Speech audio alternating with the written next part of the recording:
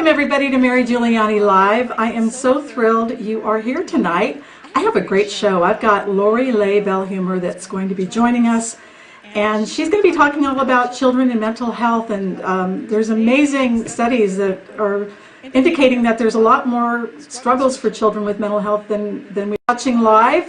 The beauty of live stream is that you can ask questions in real time, and just right below in the Facebook area, all you have to do is put in a question, and I will be checking those out every so often and asking Lori, what your questions are, so you can really get support on how you can help kids prevent mental health issues or help deal with ones that are existing. And also, if you would like to get a replay link to this show, make sure you sign up on my email list by going up to marygiuliani.net, and there's a Get Show Updates tab where you can sign up for my email list. And also, you can also get all my shows automatically downloaded into your iPhone by going over to the iTunes channel and just signing up for the Mary Giuliani Live iTunes show. So with that, I'm so excited to have Lori on today. You know, Lori is a licensed psychologist and is the CEO of Western Youth Services. And the whole purpose of Western Youth Services is really about, got to look at this, is really about advancing awareness, cultivating success, and strengthening communities through integrated mental health services for children, youth, and families. And what's near and dear to my heart with Lori's work is that her agency is located right here in Orange County, California, where I grew up as a little girl, and the school systems, and so I'll share a little bit about that as we get started. But with that, let's bring on Lori. Hi, Lori. Hi, so happy to be here. Thank you for having me. Oh, you are so welcome. It's so wonderful to be having you. As I said, I grew up in Orange County. I still live here, and boy, what a difference your agency and the things you do for children would have helped me. So, and we'll get into all of that a little bit later, but thank you for all the work you're doing. One of the reasons I wanted to speak with you tonight was because I was looking at your website, and I heard about you through the ACEs Connection, which is Adverse Childhood Experiences website, and I was really shocked that 1 in 5 children have a mental health disorder or condition. And it was like, oh my gosh, I mean, I knew that it was happening, but I had no idea it was so prevalent, and that's really what Western Youth Services addresses. I mean, one of many things. And so I just wanted to get a feel for you what this means with 20% of children struggling with mental health disorders. Well, I think, thank you for bringing that to the attention of your audience, because, yes. When I first heard, 1 in 5 children have a diagnosable mental illness, I was shocked myself. Yeah. I mean, I know that I've been working in the field for quite a number of years and know sort of what we're facing and who comes through our doors, and we have children that are really struggling with severe issues, depression and anxiety and post-traumatic stress disorder. We'll go into some of what that looks like a little bit later. So I know in my world there's it's prevalent, and then to hear that national research shows that 1 in 5 have a diagnosable mental health condition means that 1 in 5 of our children could be clinically depressed, have levels of anxiety that really need to have treatment in some form or another, or they're facing post-traumatic stress disorder, things of those nature. So 1 in 5. And then, the other thing that I mentioned to you, Mary, is that of those 1 in 5 that have a diagnosable mental health condition, depending on where you look and where you are, anywhere between 50 and 65% of those children are not receiving the care. They're going untreated. They're, I've heard many people even locally say, here there's Angel Stadium, and if you put all of the kids in Orange County that have a diagnosable mental health condition and you fill those 3 stadiums full, just one of them has access and is receiving the care Oh, that's really tragic. that they so need. It really, really is. Mm-hmm. Well, what's interesting about it is, I mean, my guess, and of course you're the expert here, but my guess is that probably many parents or teachers or even healthcare professionals aren't catching the signs and symptoms of what that shows up as. Usually a little 5-year-old isn't saying, "Mommy, I'm really depressed or anxious." Right. It's showing up in different ways. So what would you say are the common signals that people should look for? Because before we can get into how to prevent it or how to heal, I think it's important to kind of recognize what it looks like. Well, I think it depends. Again, it depends based on how old the children are. But one of the things that you want to look for is if there's a sudden change in behavior. So maybe a child's been, really, really active, and then all of a sudden, they're going through a season where they're more sullen or, not as interested in activities as they were before, maybe isolating a little bit more. Where they might have been really positive before, they might be saying, "Oh, I'm just, not feeling good today." It might start as physical ailments, those kinds of things. And if you notice that they're feeling sad or withdrawn, again, like where they weren't before, certainly. If you see that they're trying to hurt themselves in any way, even just sometimes. Just being really careless and, when they weren't before, but just like really, hurting themselves, if they're taking more risks than usual. There's lots of different things that you can look at, but mainly is there a change from previously that could signal that something is happening on. Right. Well, I know for me, I was like, I think 5 years old when I started gaining weight. And it started it continued, and as from the time I was 5 till, I don't know, actually all the way up until my adulthood, it kept escalating. And, my parents just looked at that like, well, diet and exercise and discipline. But, now looking back, it was really clear I had an anxiety disorder, and I was soothing myself through food. So, I think food is probably the first thing you can kind of medicate yourself with, in a sense. It's accessible. And so would you say that food is changes in eating behaviors or weight or absolutely changes in eating behavior, changes in appetite, those absolutely. Yes. I think the other thing is I'm looking around for my screen, my phone. Oh yeah. Not that I need to have it. Not that I need to have it at this moment, but I was going to use it as an example also. That sometimes, as adults, we can really point out the behaviors that we're engaging in that are very self-soothing. Right. And sometimes it might just be zoning out. Not having to think about anything and being on the phone. And for kids, those kinds of things too, so extra screen time or that sort of thing. Or just the self-soothing kinds of is what I'm referring to. So when you were talking about having anxiety, and food was very comforting, so that might be something that you also look for if they seem to be comforting themselves with food or with other things where they're just disconnected. Disconnected, there you go. Okay, good. And as far as like what the cause is of these types of issues, could you share a little bit about what the research shows there and what you found in your agency? Well, what I can say about that is probably there are as many causes as there are conditions. And when you and I talked before, Mary, I talked about how we really look at mental health on a continuum, just like physical health. And so I like to use the metaphor or the analogy with diabetes. So, there are things that we can see when we're looking at someone's health, and there are some indicators that we can say, oh, this person you know, based on this test and that test or this indicator, looks like they might be at risk for diabetes. They may even be, you know, pre-diabetic.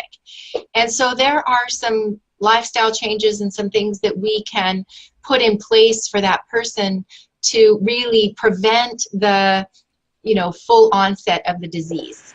Right. And however, if someone is born without a functioning pancreas, then no amount, we know they're going to be diabetic, and no amount of lifestyle change is going to help prevent, you know, the illness from the onset of the illness.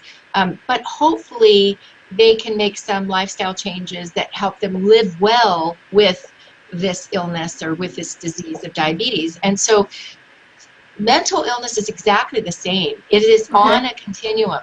And there are some indicators that we can look at. And we'll get into what some of those are, but there are some indicators that are predictive, of a higher risk for depression, a higher risk for anxiety, a higher risk for suicidal behavior and ideation, you know, higher risk for other health outcomes. So there are some things that we can look at that say, oh, these are predictive of higher risk for those things.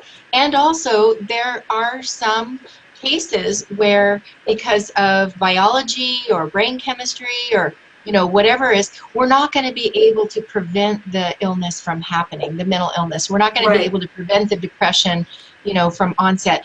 And there's hope there also, because what we believe is with proper treatment, they can learn, those with a mental illness can learn to live in wellness with you know, certain supports and resources available to them in treatment. And so that's sort of, you know, I guess the point I'm making is that, you know, we really want to look at mental illness or, you know, mental health in the same way we look at physical health, and remove the stigma around it, and let's just, you know, get the treatment and remove the stigma around mental illness and mental health in particular. Well, yeah, it's like, you know, interestingly enough, well, I mean, I'm thinking of all these different things. I'm assuming that maybe you're saying, and maybe I obviously need to ask you this because you're the expert, but like stuff like behavioral issues, like in the classroom, like kids that are disruptive or that have learning disabilities or attention disorders and things like that. Would you say that those are also possibly rooted in some kind of mental health issue? Well, I would say it's quite possible. So for one thing I want to say is let's just shift the thinking and not assume that it's willful disobedience. Okay, let's just come to agreement that there are so many things that could factor into that child's behavior. And you mentioned ACEs earlier on, and we talked specifically about those. But what I can tell you is that we've been working at Western Youth Services, we've been in classrooms and in the community for decades. And sometimes, you know, kids are referred to us and their behavior is out of control.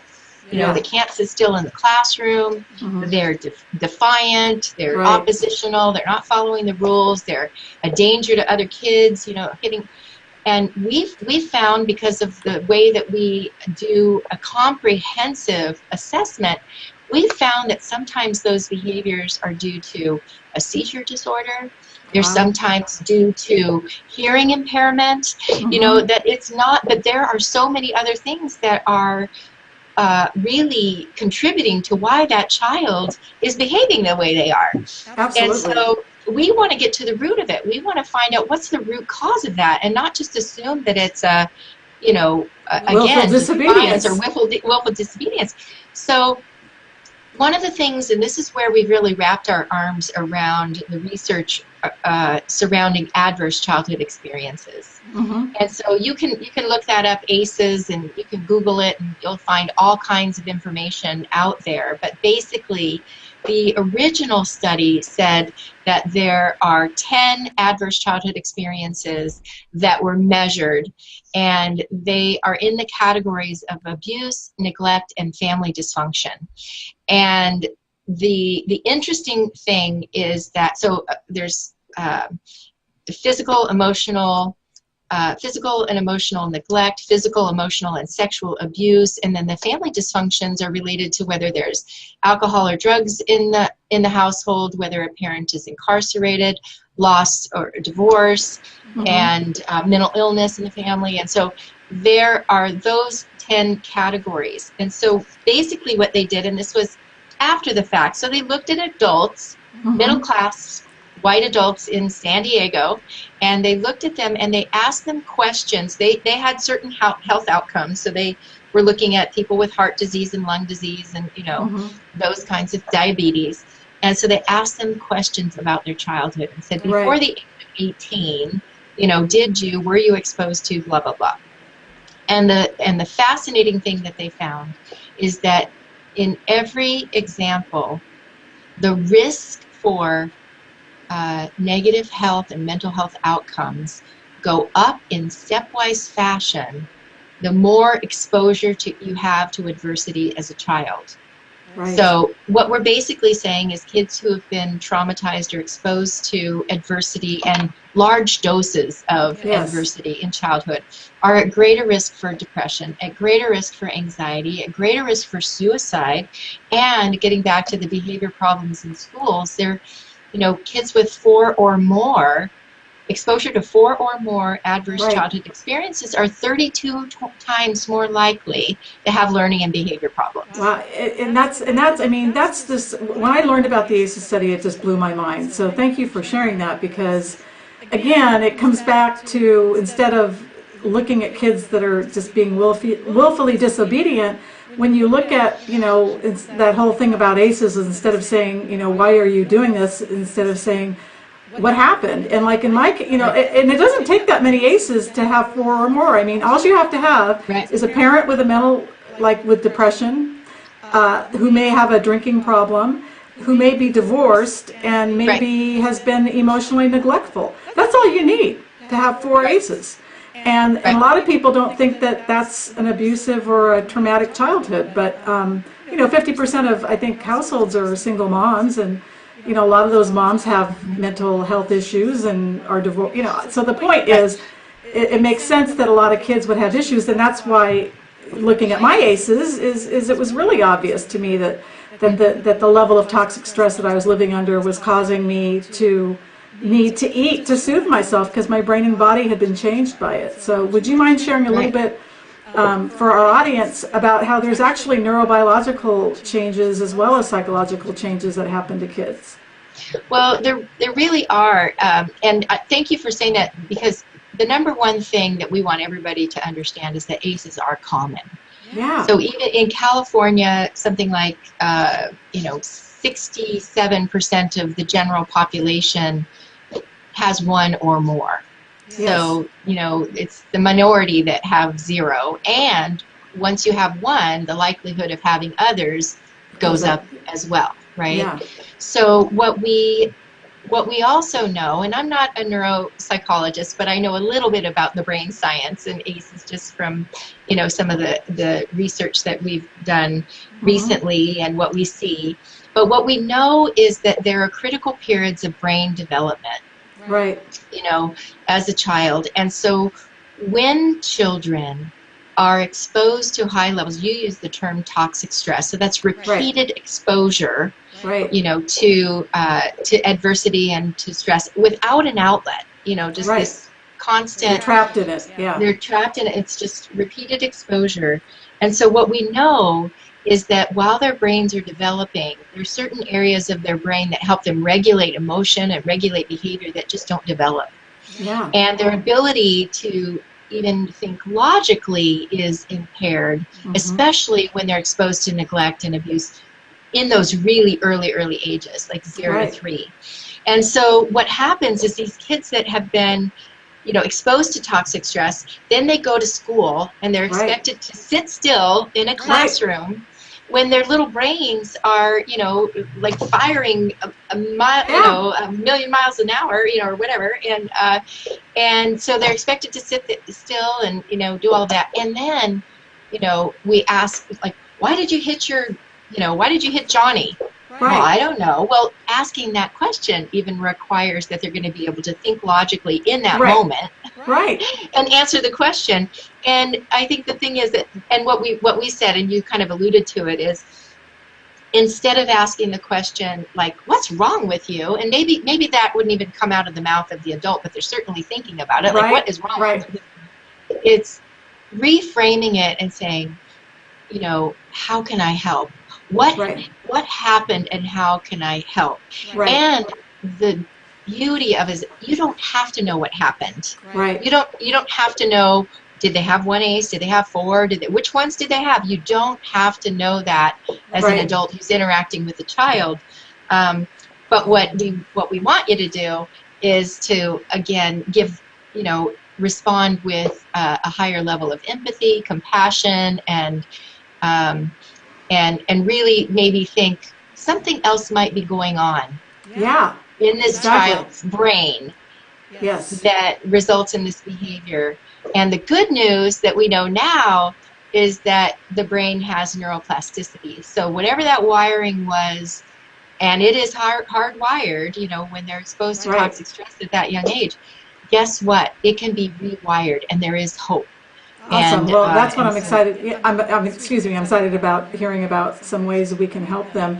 I do want to remind our viewers that this is a great opportunity to ask Dr. Leigh Belhumeur questions. So feel free to post them in the chat area of the Facebook area. So we'd love to field any questions you have for Lori. So here we are. We've got these kids that are, maybe they've got parents that are, you know, having knockdown, drag-out fights, or a parent with an alcohol or drug problem, or who's depressed or anxious, or the one parent's leaving, or, you know, there's all this ongoing stress. So what is it that that as a person, like maybe a family member that maybe or a parent, or what can we do to help children in this kind of situation? Like, what are your sort of main lines of support? Well, what I'd like to do is answer that from like a macro level first, like categories of help, and then you know, hone in a little bit into some more specifics. So what we know is that there are, there's research out there that says there are these groups of people that have had adversity, and multiple adversity, many ACEs. And so we know that there's the risk for homelessness and drug addiction and mental illness and negative health outcomes. And there's that group of people, and they've, you know, those risks have come to light, you know, so there's homelessness, and there's these others. Then there's another group of people who you've, you know, talked about it yourself, a certain level of adversity that you had. And, but you've garnered a level of success, and you're resilient. And you know, so what's the difference? What's the difference between those two groups of people that have had the same level of adversity, and one group by society standards are contributing members of society, and others who have just fallen into you know, set of bad circumstances, right? So what we know is that group of people who are resilient, that kind of help that they report receiving, is that they have a social support system. You know, that's one thing. They have a social support system. So they have, you know, for children, what I often say is they just need one caring, dependable adult who believes in them. Like Oprah. That's what Oprah had. Oprah had the teacher. I had a teacher, my second grade teacher. You know, so I had my second grade, my sixth grade, you know, it was a lot of teachers. And, you know, and you said we'll mention it later, but my home was not a safe place when I was growing up. And actually, so if you wouldn't mind sharing a little bit about that now, since it's so relevant. Well, what I can say, and then I can tie it back to those 4 areas of support. So what I can say is that by the time I was in second grade, I had been exposed to 5 out of the 10 ACEs. And so 5 by the second grade, and by the time I graduated from high school, there were 8. And so home was not a safe place. when I was growing up, what I've learned, and I have such a level of compassion for both my mother, my father, my grandparents, my grandmother. Had they, had they had access to this information about ACEs and had resources available to them when they were living, then it could be, they could have had a totally different outcome. And so I tell the story of my mom. My grandmother divorced in the 40s. Wow. When my mom was 3 years old. And so she divorced in the 40s. That was unheard of in the 40s, obviously. So in the context of this ACEs study and information, I'm thinking, what was my mom's brain exposed to between the ages of 0 to 3, those critical times when the brain is developing? And sure enough, she was at risk for all of the, the risk factors were all there, and it was she was wired for a really bad outcome, and unfortunately, she had many of those risk factors, including negative health factors, which took her life at the age of 72. She had different kinds of cancer, stroke, all of those things, and so I have that perspective not only from having sort of lived through it and know that there's hope for a brighter future. Like, we're not children that are exposed to high levels of toxic stress and adversity are not doomed for a bad outcome. Exactly. It's possible to have a good outcome. And so anyway, so there were those things. So and so I think about, so that's why I'm motivated and passionate to get the information out there, because every parent needs to know this, and and we need to give them resources to really buffer so that things can change in this generation, and we can reduce the levels. So the four main areas are, caring a dependable adult who believes it. So there's a social support system.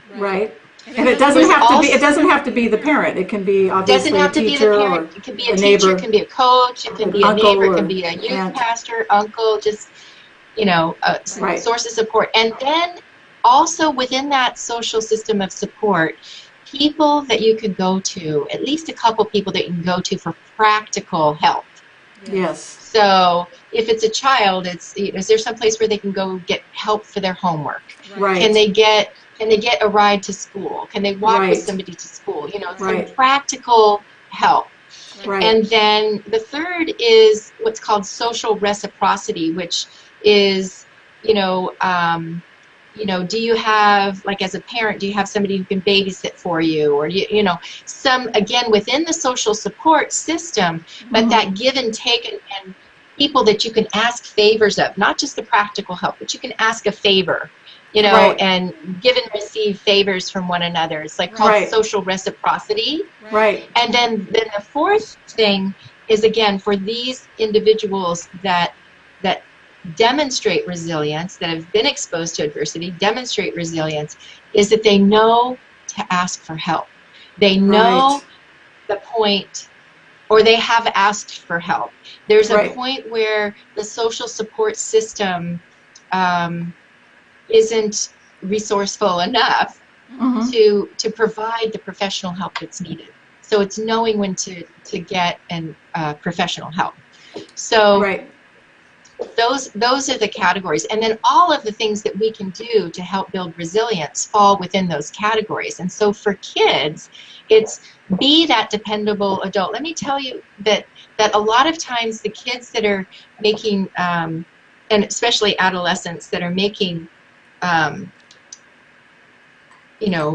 choices, poor choices, or at risk for doing things, oftentimes the root of that is that, we talked about believing in themselves. There's really, like, the adversity and the things that happen, and they become the self-talk and everything, it's really rooted in a lot of self-hatred and shame. They've been blamed, and and a lot of it happens in schools. If you talk about, kids that are in the juvenile justice system, 99% of them can tell you the exact educational event when they felt disenfranchised. It was being kicked out of nursery school, or in the second grade, suspended from school, or being, made to stand in the corner, or, things where they really felt shamed. Yes, absolutely. And so I think the main thing is to really shift and try to understand that there's another perspective. Right, of why this is happening. Of why these things are happening, and really ask the questions that get to the root cause. And so like, let's say I'm an aunt and I notice that my niece or nephew is displaying these maybe mood swings, or they're gaining weight, or they're acting out in school. How do I like bring that up to my sister or brother, or I'm just curious, how do you, if you're not in the the immediate family member, how do you bring this up without having parents kind of go into defensive mode? Well, what I would say to that, and I'm really stepping out on a limb here, I think, but it's like if you really see that a relative or a child or youth that is really demonstrating some risky behaviors, you notice they have the blues, or they appear anxious, I think we need to be able to have the conversation around it and just say, I've noticed this, and I'm sure you've noticed it too. Mm-hmm. And so just to open the conversation, because there's so much stigma around it. There's mm-hmm. so much stigma if you really see that when we're talking about, I think what you're talking about is when you really see the signs, right. of a depressed child, or a child with anxiety, or, and so I think that, number one, when I was talking about, as a non-professional, you don't have to try to get to the root of the cause. Yeah, so, right. So you don't have to do that. But so I just have to shift and think about who I'm speaking to right now. Of course. Because as therapists, we want to get to the root cause. But like I was saying, just as a teacher or whatever, we don't have to know why. Right. But okay. The child does need to know that they have someone who believes in them, who's interested in them, who right. wants to know more about them, who's asking them open-ended questions about right. What was the funniest thing that happened to you today? What was the most interesting thing that happened today? Right. Not instead of how was school, or right. As an aunt or a relative or a neighbor, you can always, you can always come to me if you need anything. Okay, good. So it's just reassurance, like those kinds of, because you never know. You never right. know. Like in other words, making it safe for that child to open up and share any kind of emotional issues that may be going on mm-hmm. for them. Yes. Because, I mean, especially if the family that they're in is sort of that don't talk, don't feel kind of space, or having somebody that they can talk to is so key. And so what I wanted to ask you, like, if there's a parent watching right now, when do you look at maybe getting a child into professional therapy or counseling or something versus handling it at home? How do you know when to reach out for professional support versus just handling something at home? Well, I think, again, the handling at home is, if you notice changes as a result of what you're doing, mm-hmm. Then you're on the right track. Okay.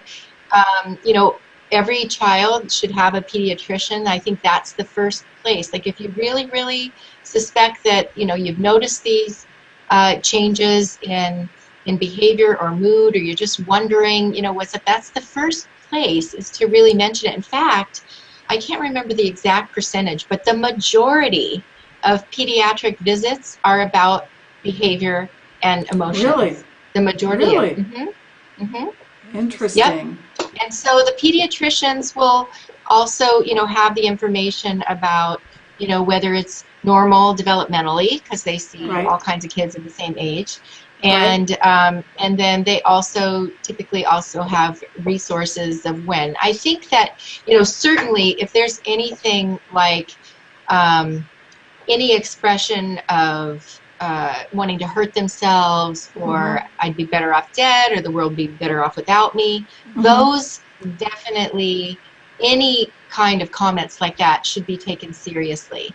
So not every child or adolescent that says that takes action around it, but almost every child or youth that has taken action has said something to somebody. Yeah. So again, so just saying it doesn't mean it's going to happen necessarily, but it should be taken seriously. And one of the things that really hurt my self-esteem growing up was bullying. I was bullied for being an overweight child, and it really took its toll on my self-esteem for many years and caused a lot of shame and stuff. So, and thank God there's a lot of anti-bullying initiatives in schools.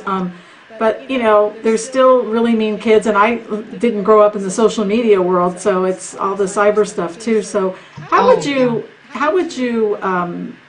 recommend parents or caregivers address bullying with their children?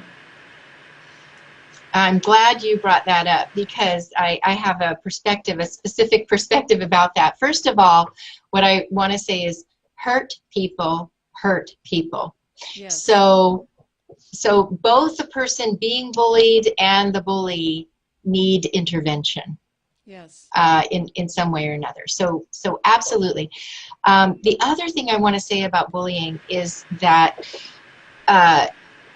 you know, we talked about adverse childhood experiences, toxic stress, and overexposure. Well, what they found subsequent to that study is bullying is just as bad on the brain development and everything as verbal abuse. It is verbal abuse. So it's not separate from an adverse childhood experience, although it's separate from the original 10. But it probably would, count just as much as an ACE. Yes, exactly, and that's the point. So as adults, we have an obligation to intervene. Yes. So sometimes the question is, should we intervene? Should I say something? Should I do something? What if it's that I'm, at a birthday party and I see it, but the parent is, of the child is in the other room, should I do something? Yes. Stop it from happening. Well, and like in my case, my parents didn't protect me. And so, and that caused, a lot of stuff for me, a lot of long-term suffering that could have been avoided. And I think that's the other thing is the whole stigma of, well, I think for me, I remember my mom would say things like, well, the whole sticks and stones will break your bones, but words, and it's like, no, words do hurt you. Yes, they do. And they it's stick longer than, you remember the words more than you remember the physical.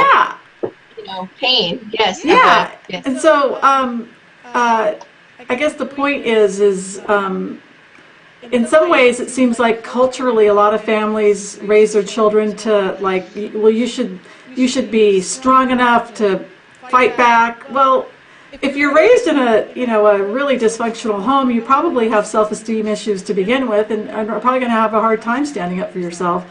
And so, and guess what? If your parent didn't have the self-esteem, they couldn't model it for us either. Exactly. If they didn't have it, they couldn't model it for us, so we didn't, they didn't exactly.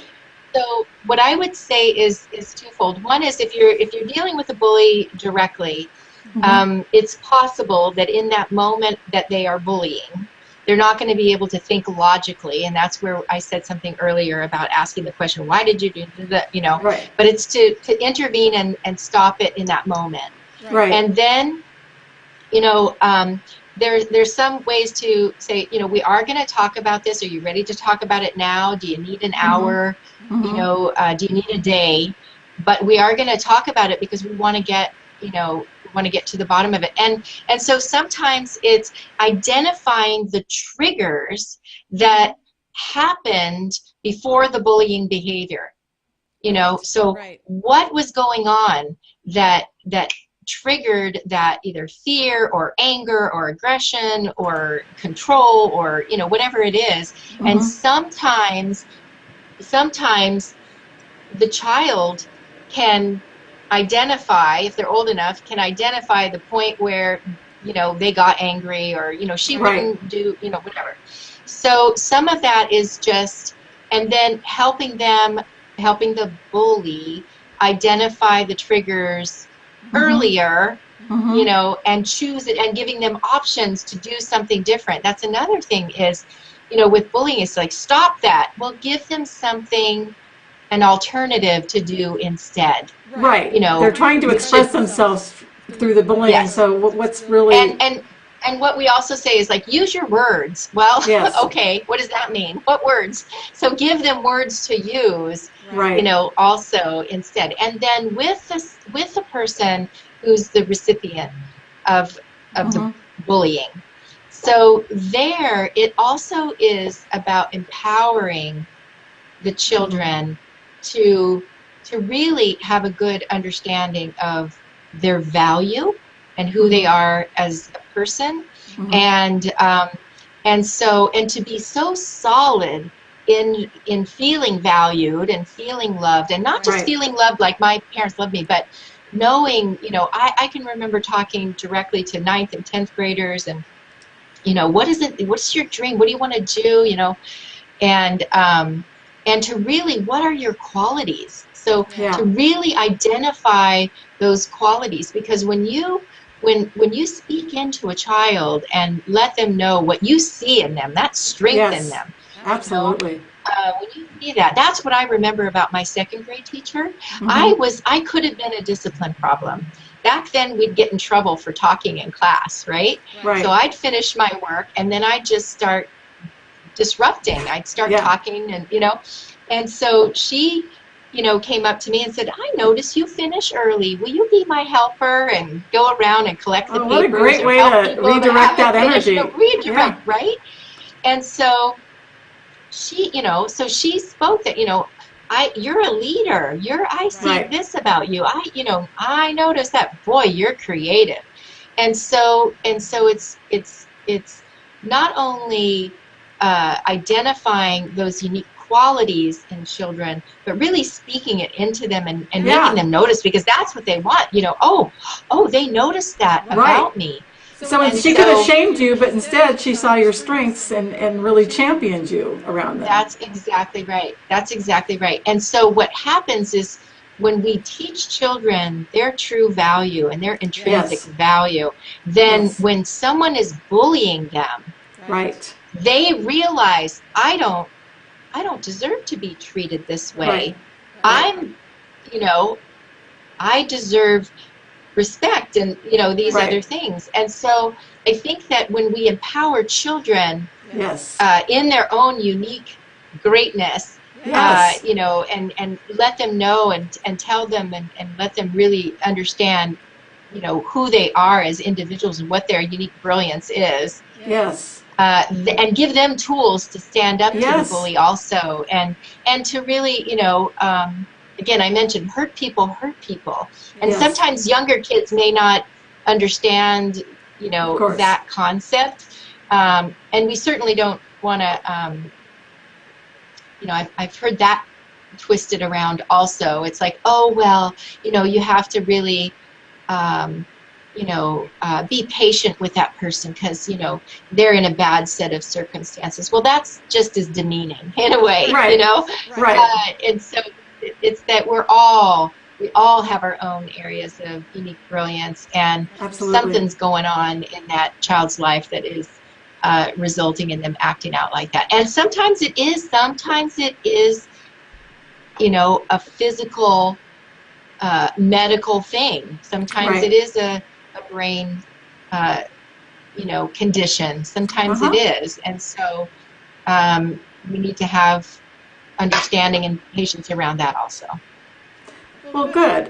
Thank you for sharing about that. So when we talk about prevention of mental health issues with children, I think, are we really saying then really focusing on their strengths, focusing on having a more functional family environment? What are the main keys of I mean, I know we talked about like having those social supports in place. Are there any other prevention steps you would recommend to prevent children's mental health issues? Well, I think that brings up the point that you said. I love how Dr. Nadine Burke-Harris talks about it in the film Resilience. And, you know, here in Orange County, we have the license to show the film Resilience, and we have screenings here. And that film, that short documentary, goes through the ACEs study and shows what some other communities that have taken the ACEs science and look at children's behavior through the lens of ACEs, some of the things that they've implemented throughout the nation. And I know there's a lot of stuff that the state of Washington has actually you know, done in the way of prevention. So what I would say is what Nadine Burke-Harris mentions is, you know, if we know that a child has been exposed to lead, if they have lead poisoning, then what we're going to do is we're going to call the county department, and they're going to do a lead abatement, and they're going to remove the toxins that are in the home or the lead that the kid's exposed to, right? So it's the same. If we know that a child is exposed to toxic levels of stress, then we need to buffer the family and help reduce their exposure to stress. What we have found, believe it or not, what we have found when we start telling our parents that bring their children in, when we start telling them about the ACEs science and the ACEs brain science and all about adverse childhood experiences and, you know, what it does to the developing brain and what the risks are that are associated with it, sometimes it's a sigh of relief, Mary. Really? They just, oh my gosh, that explains so much. Yes. I had no idea. Yeah, me too. And they just say, oh my gosh, that explains so much. And sometimes they're coming in and there's intergenerational exposure to ACEs, right? And so there's this intergenerational. So they're only doing what they had modeled for them. And they don't realize that it's toxic stress that their child is exposed to. And the moment they do that, they want to reduce it too. Oh, beautiful. And then there's and it's so just educating people about educating is number one. Educating is the number one thing. And I think educating specific, not just any education, but educating specifically around ACEs science. What we found is that it you know, let me just say, we did a study with our own, with one of our programs, or a series of programs that we have here in Anaheim, and all of the children that were receiving mental health services by a mental health professional, not the prevention services, but the services, all of them had 100% had 4 or more ACEs. Yeah.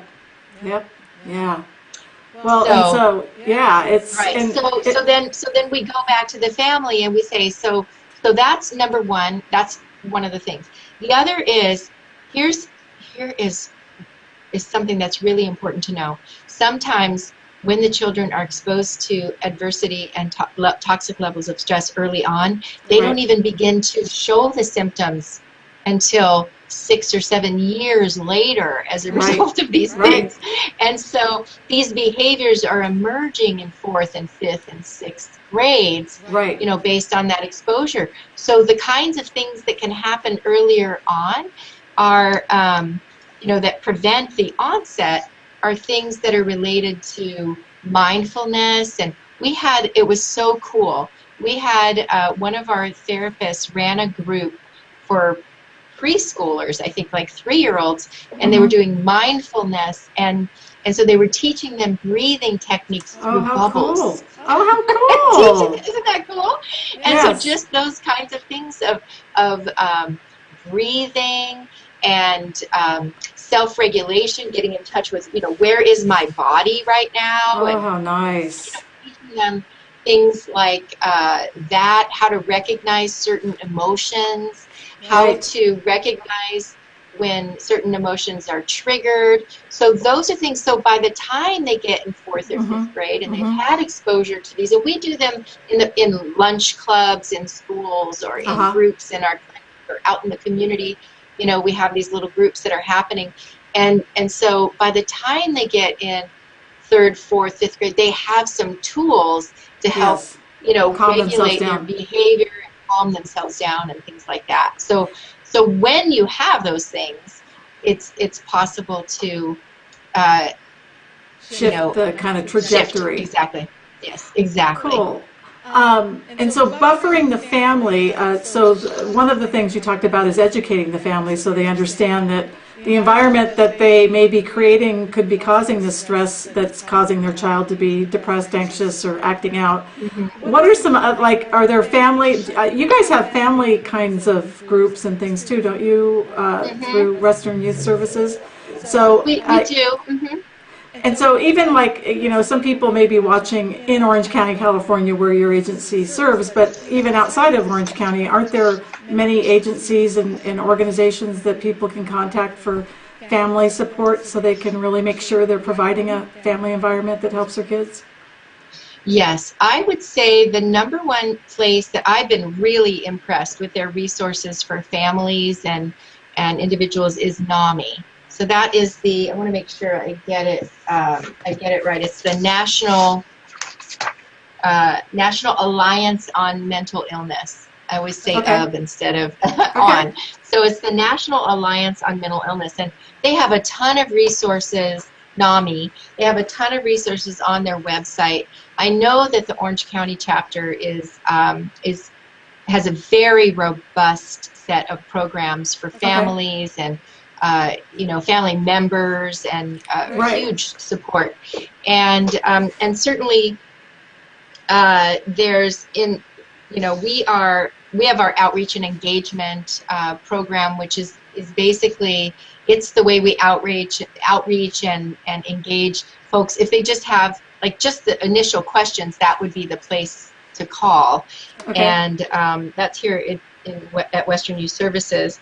And then SAMHSA, which is and I'm reading it now because I want to make That's sure okay. that I get it right, that the Substance Abuse and Mental Health Services Administration provides a national helpline, Right. and that is calling 1-800-662-HELP, and it's confidential, free, 24 hours a day.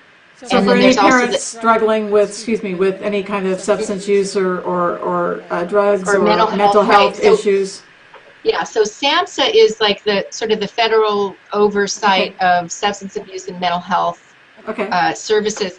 So they would have referrals to local treatment facilities if they're outside of Orange County. Okay. That's a good place to get on a national level what the resources are.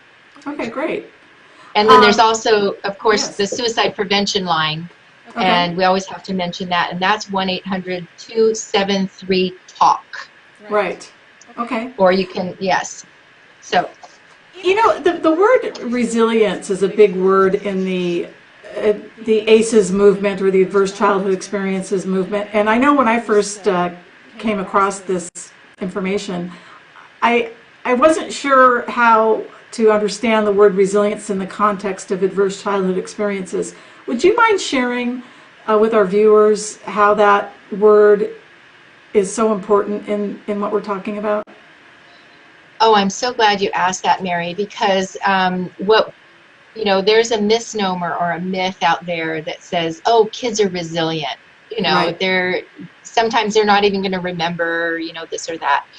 And it's true, they might not remember it in their memory, but their body remembers it in their cells. And so kids are not born resilient.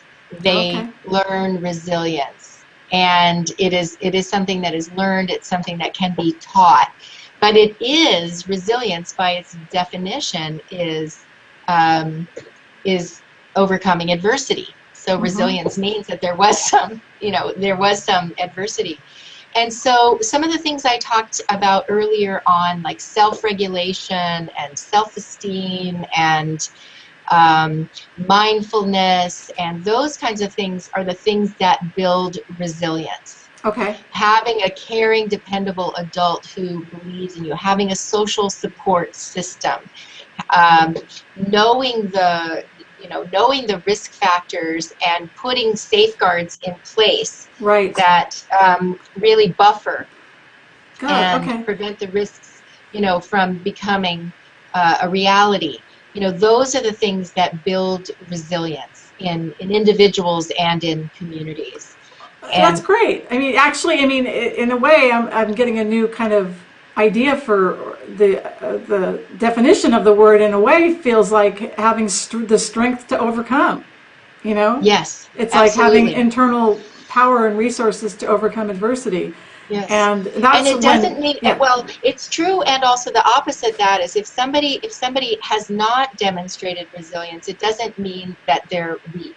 It means that they don't have the social support system. The resources. It means that they don't have the resources. They don't have people that believe in them. They don't, generally speaking. They don't know when to call for help. And the reason they don't know when to call for help is maybe they don't know what help is available out there. They've never experienced it. There's a stigma. There's a stigma around it. They think that family members feel like they're going to feel ashamed if they say they have a family member that's depressed or anxious. And then it keeps them stuck. Yeah. Yes, absolutely. That's so great. I'm so glad you shared about that. Because what I've learned through my journey is that I remember when I was growing up, I was trained in my family to, you got to be independent and not need anybody. And the truth is we all need people. And there's nothing, weak or anything about that. And when I started accessing healthy resources is when my whole life turned around. But I had to wait until I was in my mid-20s, and it could have gone really, really wrong. It was beginning to go really, really wrong, but thank God I did access some really healthy resources and was able to turn my life around. But for so many people, they don't. And the beauty of what you're talking about is that this turnaround can happen, at 4, 5, 6 years old. I mean, it doesn't have to happen in the 20s, 30s, or even the 60s or 70s. That's true. The brain can start to rewire, immediately, and it can have those long-lasting effects. And the other part of it is that we can shift when we're 60 or 70 or 80. We don't have to, it's never too late. It's never, ever, ever too late. Well, awesome. And so, since we're running out of time here, what would you, how can viewers tap into the resources at Western Youth Services? Maybe give us a brief overview of what you guys offer. And then for people that are not in the area, I believe you already sort of offered some resources for that, but what's available at your agency? Well, I like to say we have a full range of integrated mental health services because, we've been around for over 45 years, and we are real experts at providing mental health treatment by professionals, and it's evidence-based treatment. So evidence-based treatment means, there's research out there that says that this particular method of treatment is effective. And so we have trained, licensed therapists that are social workers and marriage and family therapists and psychologists, and we do have psychiatrists also on staff. And we provide those evidence-based treatment. Right now, we have outpatient clinics that are open for children and families that have Medi-Cal. And so those programs are specifically for that population. And the evidence-based treatments are functional family therapy and parent-child interaction therapy and motivational interview. I mean, there's just so many of them. I mean, I think the last time I asked about it, we had 16 or 17 evidence-based treatments that we use. And, we really we hone in to get to the root cause so that we can, provide precise care. And then we have other programs also that are designed for prevention. So we have school-based services, and most of those we contract directly with the school district, and we're providing them in the schools. We're prevention programs that are providing lunch clubs and character building and mindfulness and things like that in schools throughout the county. And then we're also in family resource centers. So family resource centers are out in the communities in Orange County. And basically they're a place, it's like a one-stop shop for families for lots of different resources. Wonderful. And we provide counseling right on site there in these communities in That's Orange awesome. County. And you can see this all on the website if you go to westernyouthservices.org. Okay. And it'll say services, and it'll say, which ones that we provide. And then the other one is our outreach and engagement. So those are Right. boots on the streets, really going Yes. out into the community and, educating and engaging those who are at risk Right. for a mental health condition, and making sure that they get linked to the resources that are available to them. The other thing that we have here in Orange County, I mentioned it earlier, is that we have a training program, or just a sort of educating the community. Yes. And so we have film screenings of resilience and Yes. ACEs training. And by the way, And I I've just been, looked and at the it's time. I fantastic. know we're Yeah, running. Yeah. yeah, Okay. it's a fantastic movie, Resilience and the ACEs training, and I really encourage you to go to the website for Western Youth Services and really find out when the next ones are. Well, my last question for you is, what is the message that you're most passionate about, you want to leave with our viewers with tonight? What just came in my mind right when you said that is there's hope. Yes. There is hope for children and families out there that are hurting, that don't know where to turn. There's information, there's resources, Yes. and the trajectory does not have to, even though we can say, there's predictability that with kids, they're at risk for these things, we can change that trajectory. Absolutely. We absolutely can change it, and we can help create a brighter future that these families never imagined, through resources and services Absolutely. to have a different outcome. Well, and I love that, and I'm telling you, if Western Youth Services would have been around when I was a little girl in the 60s, it would have saved me decades of a lot of struggle. So thank God, and God bless you for doing what you're doing. And Thank you. Thank you so much, Lori. It's been a pleasure to have you here, and all the best to you. Happy holidays. Oh, Mary, thank you so much. Happy holidays to you. Okay, bye-bye. Bye-bye. Bye-bye. Yay, Lori, that was amazing. As I said, boy, the resources are there. If you or someone has a child that is struggling, there is help out there. And there's so many nonprofits that are out there that do not even require payment at all, and you just need to know that the services are out there, and reach out to Lori at westernyouthservices.org, or the different organizations she mentioned on this broadcast. I will have a recording of this, a link to the recording of this on my website at marygiuliani.net, and so that should be up in the next day or so. And with that, I just want to thank you all for joining us tonight, and just being part of this transformational community.